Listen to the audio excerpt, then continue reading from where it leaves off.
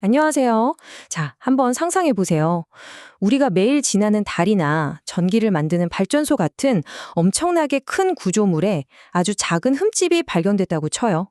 그럼 이거 어떻게 해야 할까요? 무조건 위험하다고 봐야 할까요? 오늘 살펴볼 내용은요, 바로 이 질문에 대한 해답이 시간이 지나면서 어떻게 변해왔는지, 그러니까 단순하게 된다, 안 된다, 이걸 넘어서서 과학이 어떻게 훨씬 더 현명한 답을 찾아냈는지 그 여정을 한번 따라가 보려고 합니다. 그래서 이런 질문부터 시작해 볼게요. 구조물에서 발견된 결함이 아무리 작다고 해도 그걸 즉시 이건 실패다, 불합격이다 이렇게 간주해야만 할까요? 이 질문이 바로 오늘 우리가 파헤쳐 볼 문제의 가장 핵심적인 부분입니다. 바로 이 그림이 그 패러다임의 전환이라는 걸 딱 보여주는 건데요. 왼쪽 돋보기는 어때요? 그냥 흠집 하나 찾으면 무조건 땡, 불합격 이렇게 외치던 과거의 방식이죠. 근데 오른쪽 그래프는 완전히 얘기가 달라요.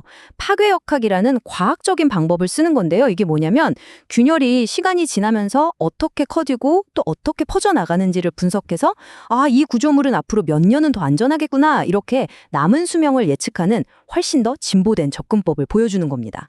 자, 그럼 먼저 옛날 방식. 그러니까 결함은 하나도 용납 못해 하는 결함 제로에 가까운 철학을 대표하는 기준부터 한번 살펴볼게요. 바로 강철 구조물에 아주 널리 쓰이는 AWS D1.1이라는 규격입니다. 이 AWS D1.1이라는 기준, 이거 정말 깐깐해요. 어떤 종류의 균열이든 크기가 크든 작든 상관없이 절대로 허용하지 않죠. 특히 이 표에서 우리가 주목해야 할 점은요, 구조물이 어떤 힘을 받느냐에 따라서 기준이 확 달라진다는 거예요.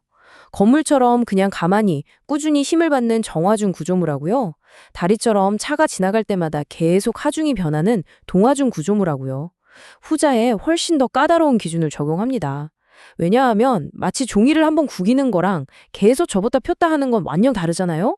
이렇게 반복되는 힘은 아주 작은 흠집도 순식간에 치명적인 균열로 키울 수 있기 때문이죠. 자, 이제 좀 더 똑똑한 과학적인 방법으로 넘어가 볼게요. 바로 파괴역학이라는 과학적인 도구를 사용해서 결함을 평가하는 ASME-SEC-XI 규격입니다. ASME 방식은 좀 달라요. 뭐가 발견됐다고 해서 이거 당장 고쳐! 이러지 않는다는 거죠. 대신에 여기 보이는 것처럼 5단계의 과학적인 절차를 따릅니다. 1단계에서 결함을 찾으면요, 2단계에선 분석하기 쉽게 모양을 좀 단순하게 만들고 3단계에선 그 부분이 받는 힘이랑 재료가 버틸 수 있는 힘을 계산해요. 그리고 마지막으로 4단계에서 아주 넉넉하게 안전계수를 적용해서 5단계에서 이 정도 결함은 앞으로 계속 써도 안전합니다 라는 결론이 나오면 그대로 사용을 허가하는 거예요. 무조건적인 수리가 아니라 과학적인 증명을 요구하는 거죠. 아니, 그럼 이런 과학적인 판단은 대체 뭘 근거로 하는 걸까요? 그냥 느낌으로 하는 건 절대 아니겠죠? 우리가 반드시 이해해야 할 4가지 핵심적인 요소가 있습니다. 그 첫 번째 핵심이 바로 하중의 성질입니다. 구조물이 받는 힘이 그냥 쭉 일정한지 아니면 계속해서 반복되는지, 바로 이 문제입니다. 이 그림을 보시면 진짜 한눈에 이해가 되실 거예요. 위쪽에 정화중 상태에서는 힘의 흐름이 그냥 부드럽게 흘러가죠. 그런데 아래쪽 동화중, 그러니까 힘이 계속 반복적으로 가해지면 저 작은 결함 주변으로 힘이 엄청나게 몰리는 응력 집중 현상이 생깁니다. 이게 마치 냇물에 뾰족한 돌멩이 하나가 있으면 그 주변으로 물살이 확 거세지는 거랑 똑같은 원리예요. 그래서 동화중 환경에서는 훨씬 더 엄격한 기준이 필요하게 되는 겁니다. 두 번째로 생각해 볼 건 이 발견된 결함의 모양을 어떻게 과학적으로 모델링하고, 또 만약에 여러 결함이 아주 가까이 붙어 있으면 어떤 일이 벌어지는가, 바로 이겁니다. 사실 실제 결함 모양이라는 게 되게 제멋대로 생겼잖아요. 이걸 그대로 계산하기는 너무 복잡하니까 왼쪽 그림처럼 계산하기 쉬운 네모나 동그라미 모양으로 단순화시키는 거예요. 이걸 표준화라고 부릅니다. 그리고 더 중요한 개념이 바로 오른쪽에 있는 근접 기준인데요.